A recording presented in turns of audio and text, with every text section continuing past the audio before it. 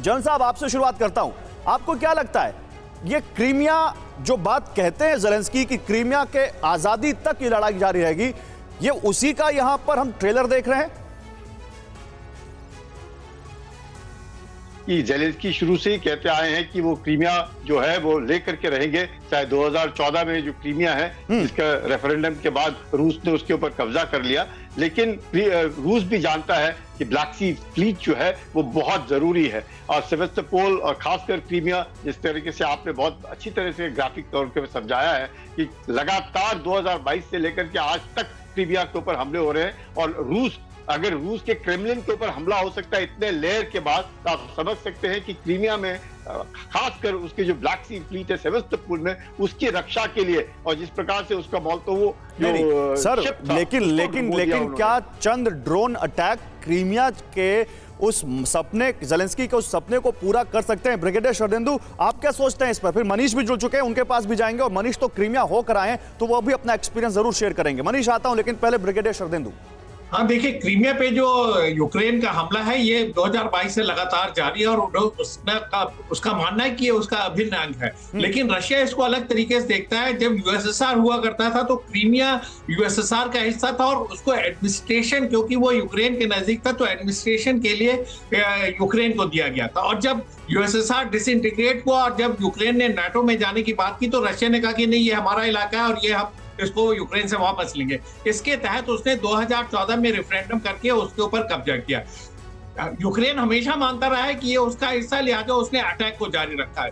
जब तक क्रीमिया पे फिजिकल हमला करके ट्रूप्स उसको ऑक्युपाई नहीं करेंगे, यूक्रेन उसको नहीं पा सकता है। नहीं, वही सवाल है। तो फिर इन ड्रोन अटैक्स का मैसेज क्या है? क्या ये केवल एक मैसेजिंग है दुनिया में कि यूक्रेन अपनी आजादी, क्रीमिया की आजादी तक लड़ाई लड़ता रहेगा? मनीष, मुझे ये बताइए, आप क्रीमिया होकर आए हैं, क्रीमिया की सुरक्षा व्यवस्था कैसी है? और ये सेवेस्तोपोल जहां पर ऑयल रिफाइनरीज हैं, जहां तमन हमने देखा, जहां एक बड़ा अटैक हुआ ऑयल डिपो पर, ये जो ड्रोन अटैक्स हो रहे हैं, आप तो क्योंकि रूस में हैं, रूस में इसको लेकर क्या मंथन है, क्या बात वहां पर, क्या इसको लेकर बातें हो रही हैं इन ड्रोन अटैक्स को लेकर जो खासकर क्रीमिया में हो रहे हैं? बिल्कुल गौरव, देखिए, इस वक्त मैं रूस की राजधानी मॉस्को पहुंच गया हूं, तो कह सकता हूं कि आपको युद्ध क्षेत्र से लेकर और अब पावर सेंटर पे हूं, जहां पर कि विजय दिवस मनाने की तैयारी भी हो रही है।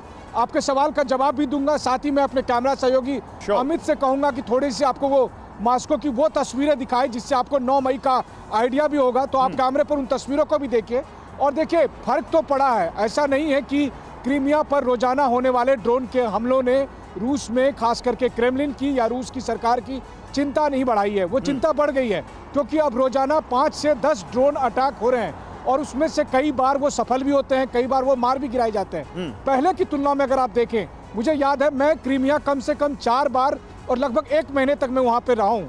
वहाँ पर मैं हवाई जहाज से गया हूँ, वहाँ पर ट्रेन से गया हूँ, रोड से गया हूँ। पहले अगर अटैक हुए थे तो वो गिनती के 1-2 बार अटैक हुए थे, मेजर अटैक हुए थे, लेकिन अब रेगुलर अटैक हो रहे हैं। और रेगुलर अटैक होने का मतलब यह है कि अब वो लोग वहां तक एक्सेस कर रहे हैं। लेकिन हाँ, जो हमारे एक्सपर्ट्स कह रहे हैं वो भी बात सही है कि अगर यूक्रेन अपनी सेना के साथ क्रीमिया पर आक्रमण करना चाहता है तो अभी फिलहाल वो संभव नहीं है। क्योंकि मैंने आते समय भी, जब मैं युद्ध क्षेत्र से लौट कर आ रहा था गौरव, डोनेट्स्क से, उस समय भी उस इलाके में रूस की सेना की मौजूदगी देखी है।